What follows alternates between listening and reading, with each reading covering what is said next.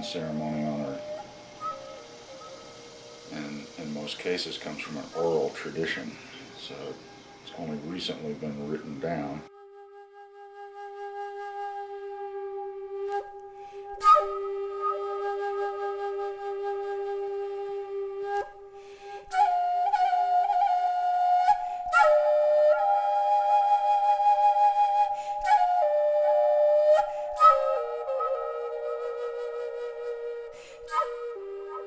The lodge itself is representative of Turtle Island, the continent we live on. So it has a turtle shape to it. And the place where we put the stones inside is dug out in the ground. And that ground that we dig out is placed out in front. That becomes the head of the turtle. So when you view it from a distance, it's symbolic of where we live, this part of Earth. It has a certain number of willows or ridges from the trees that create the Stone People's Lodge, and is constructed in a manner that allows an elder to have 1 or 2 rows of people inside. A personal lodge might be much smaller than, say, one where you're going to be doing a lot of teaching. And there's a path between the fire and the altar through the door to the stone pit called the Spirit Trail. My elders have told me that when the fire turns blue and purple instead of yellow and red, that's when the spirits are entering the fire. They travel up that spirit trail to come into the lodge. This happens whether you believe it or not. The cornmeal is probably something you won't see a lot of places. It is a physical reminder that spirit trail is there. And one of the reasons we want to remind them it's there is we don't cross the spirit trail. My uncle says we don't do that because of the spirits in the fire and entering the lodge, and you're crossing the trail at the same time. It's not good for you. It could hurt you. So the tools that are taken into the lodge say as much as how the lodge was built, the number of stones that are being used in the fire, the type of stone. Ideally, you use what's available in your area that will work. It can't be something that'll explode. So you don't want things out of a river because they've got a lot of moisture in them. The stone we use the most around here is granite because it's what's locally available that will hold up. It's not actually in our area. We have to go 100 miles to get it. Ideally, lava rock. Not the lightweight stuff like landscapers use, but heavy, solid lava rock can go a long, long time.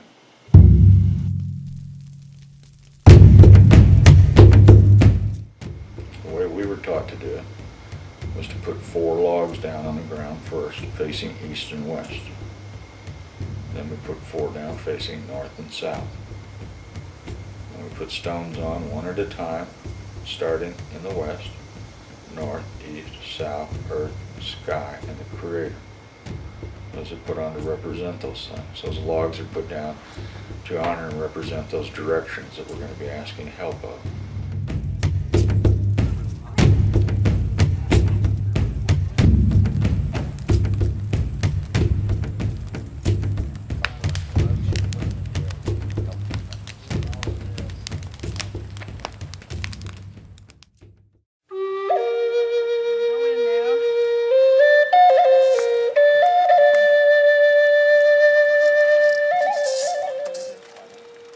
Tar water. Like to offer you this tobacco on behalf of the people. Ask someone to do a ceremony, presenting them with tobacco wrapped in red cloth with string around it is in case they need to pray about it and think about it. You've given them the tools to do that with. They can cut the cloth into prayer ties, use the string and tobacco to make those prayer ties, which are an offering, to ask them, for them to ask Spirit, should I do this? Is this person ready? Do they know what they're asking for? So that's why it's done the way it's done. It also I guess is done as a way of honoring that person, but it might not be just for lodge, it might be for anything sacred.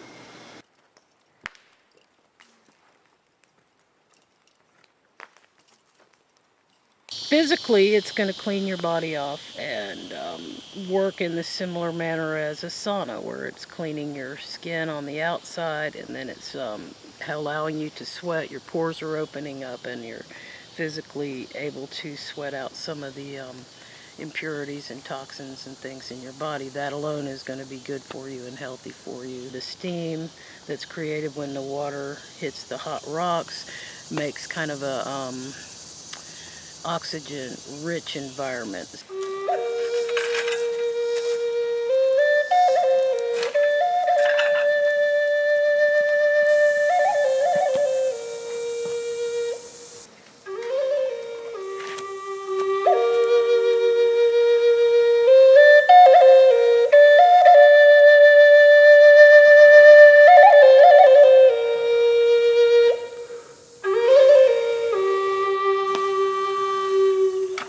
You can ask 1,000 people who sweat with the same elder, the same number of stones, with the same in the same lodge that was covered and recovered, and different people came in and prayed, and every experience can be different. For me, what it did to me was it was a physical way, a way of kind of like feeling more than I did when I went to like a church service, you know. I would go to church and I could feel kind of the presence of something more, or the opening up of my heart in there, but I always didn't understand why it all had to be so wrote down, like, you know, it all had to come from that page in the book, and you had to read it just like it was on the book in order for it to happen. And when I started hanging out with these ways, I realized that I never learned how to pray until I learned how to just let go and say what was from my heart, and that those prayers to me were more important because I was able to surrender and really be honest and say what I meant. You know, our lives in general tend to be, you know, this, sometimes it feels like a knot, you know, where you got all these different strings and fibers, and they're all kind of, you know, whether it's your baggage or your identity, or, you know, the fact that you got to, you know, Tuesday night you got to be somewhere, or, you know, your boss, or all this other stuff, and it ends up in this big ball that gets kind of really difficult to process. And what I find about Sweat Lodge is that it loosens the knot a little bit. There was a sense of connecting to something so much older than humanity. Well, as I said, it's the oldest ongoing ceremony on earth, and to me, the most important one. And I think that's why it's lived so long. It is a good for what ails you ceremony. If I only had one, could only have one, it would be the one. It can heal you physically of things doctors can't heal. It physically strengthens you by getting toxins, pollutants out of your body through your sweat. It can help you get emotionally, mentally focused. We have a lot of distraction in the world, a lot of overwhelming distraction, things that we look at and go, what can I possibly do about this? We feel hopeless, fearful, and overwhelmed.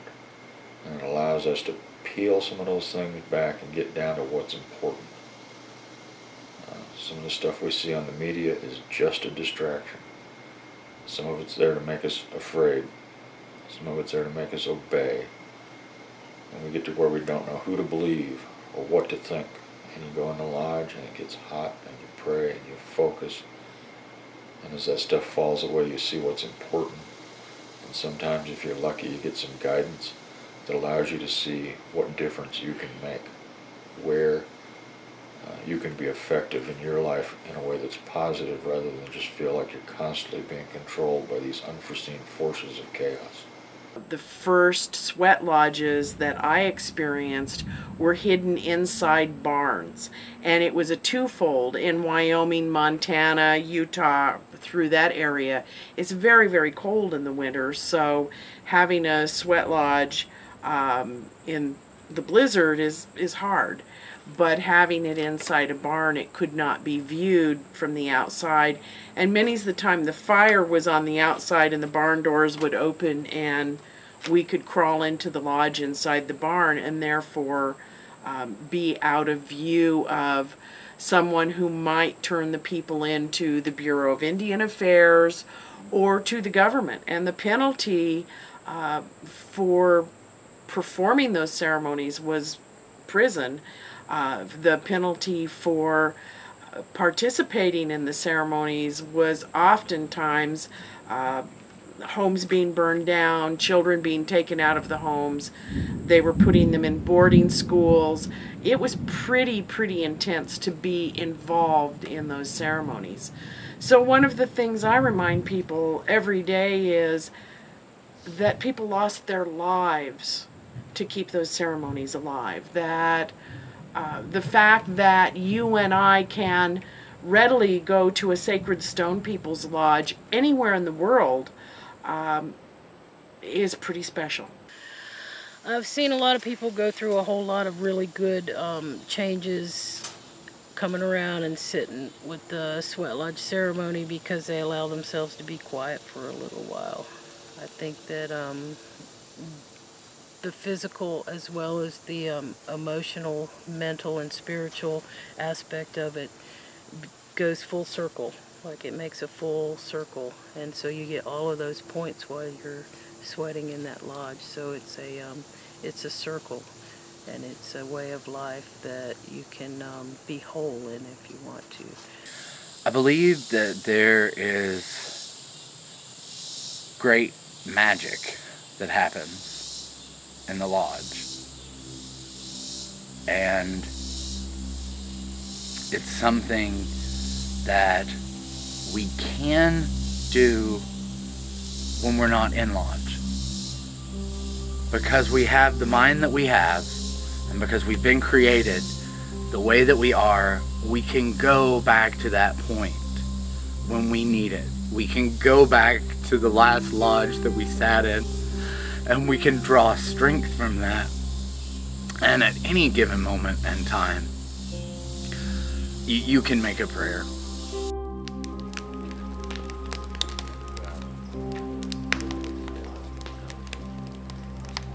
Paying attention, like after a sweat lodge, got me to recognize the little miracles that happen every day in our lives. And, you know, they're simple things, but we don't look at them as miracles, and they all are. So I think it's a miracle that I bumped into it, you know.